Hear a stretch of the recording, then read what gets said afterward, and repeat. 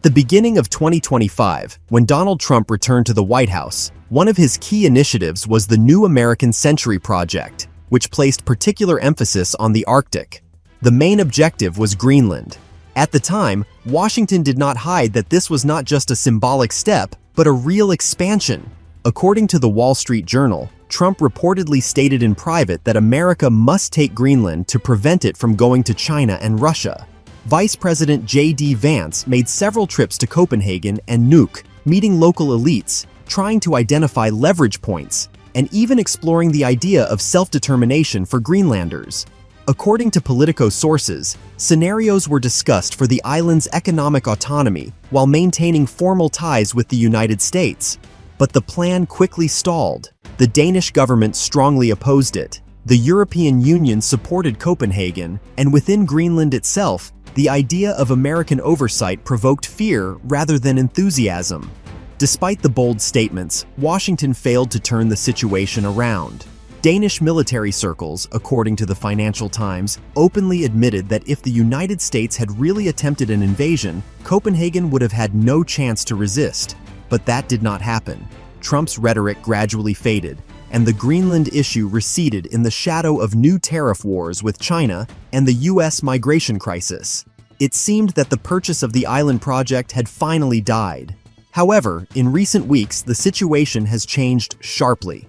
According to a Reuters report, large groupings of Russian and Chinese ships were observed off the coast of Greenland. Satellite images leaked to Bloomberg Intelligence show not only the presence of military vessels, but also large-scale maneuvers simulating a coastal landing. For the first time, Beijing and Moscow acted openly and in sync, seemingly sending a direct signal to Washington. The Arctic is not just a zone of Danish or American interests. Experts have raised alarm about a troubling scenario. Whereas previously the Greenland dispute was mostly a political anecdote, now it represents a real risk of military confrontation, said an analyst from NATO's Center for Strategic Studies in an interview with Der Spiegel. Moreover, the Danes themselves, who previously feared the United States, now find themselves in an even more difficult position. The naval forces of two nuclear powers are conducting invasion drills off their coasts, while Europe, preoccupied with the energy crisis, cannot offer an effective response. Why has Greenland become the stage for such a struggle? The answer is simple: resources. Beneath the ice lie oil, gas, and rare earth metals, valued in the trillions of dollars. Global warming has made them more accessible, and the emerging shipping routes in the Arctic Ocean make Greenland a key to future global trade. As the Financial Times notes, whoever controls Greenland gains access to the main transport artery of the 21st century. Washington finds itself in a highly uncomfortable situation. On one hand, Trump promised voters a return of control over the Arctic. On the other, in practice, the United States missed the initiative. Neither diplomatic nor economic expansion succeeded, and now new players, Russia and China, are on the horizon. According to Kyoto News, Moscow and Beijing are discussing the possibility of establishing a joint supply base in the Arctic region. If confirmed, the U.S. would completely lose the opportunity to claim dominance in the North Atlantic. American generals, according to the Washington Post, warn, if we do not secure Greenland now, the Russians and Chinese will do it within 5 years. But it is already too late to secure it. The regional balance of power is clearly shifting. Economic pressure on Denmark failed, a military invasion was never attempted, and now the initiative has been seized by competitors. Today, the situation around Greenland looks like a potential trigger for a global conflict. Third World War could start right here, at the edge of the Arctic, write the authors of Le Monde, citing insiders in European intelligence services. In a context where China and Russia are demonstratively rehearsing an invasion, and the United States is losing strategic initiative, any misstep could turn into a catastrophe. Thus, the failure of American expansion has turned Greenland from a forgotten region into a new arena of global confrontation. And now, it is no longer Washington that decides the fate of the island, but Moscow and Beijing, which have shown they are ready to fight for the Arctic seriously. Equally important in this story is NATO's reaction. Brussels finds itself in a trap. On the one hand, the alliance is obliged to defend Denmark as a member of the bloc, But on the other hand, direct confrontation with Russia and China in the Arctic could be catastrophic. According to The Guardian, heated debates are taking place within NATO. Some European countries, including France and Germany, lean toward limiting themselves to diplomatic statements, avoiding a new arms race.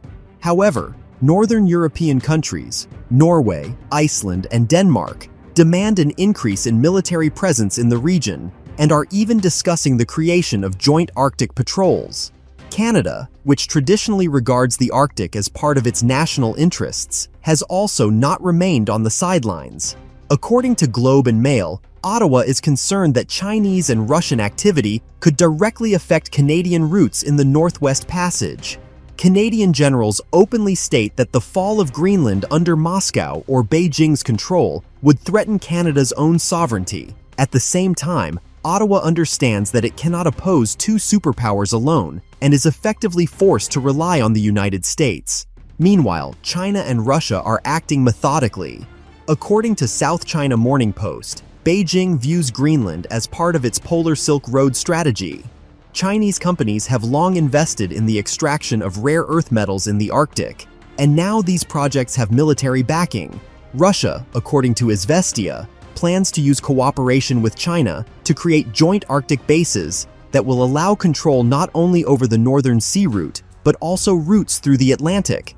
American experts admit that while Washington argues internally, its rivals are gradually consolidating their presence in the region. A RAND Corporation report states directly that the United States has effectively lost Greenland. It emphasizes that if decisive steps are not taken in the coming years, within a decade the Arctic will completely fall under the influence of Moscow and Beijing. This is why analysts call what is happening not just a failure of American expansion, but a strategic catastrophe. After all, this is not about a small island at the edge of the world, but about a territory where the future of the global economy, trade, and energy is being decided. And today, as The Economist notes, Trump is facing reality. The United States no longer has a monopoly on the Arctic. Experts note that the situation around Greenland could become a repetition of the Cold War, only in an even more dangerous form. Whereas the United States and the USSR once fought for influence in Europe and Asia, the battlefield is now shifting to the Arctic, where the stakes are much higher. It is not only about military security, but also about control over the resources of the future. According to BBC, voices in Washington are increasingly calling for the urgent establishment of permanent bases in the north. Otherwise, America risks losing its last strategic outpost. However, time is working against the United States. China and Russia are already acting, while America remains stuck in endless political disputes. For the global public, Greenland has long remained a blank spot on the map, but now this island is turning into a possible starting point for a global crisis. As Le Monde emphasizes, if a third world war really begins, no one will be surprised that its epicenter is the cold and remote Arctic.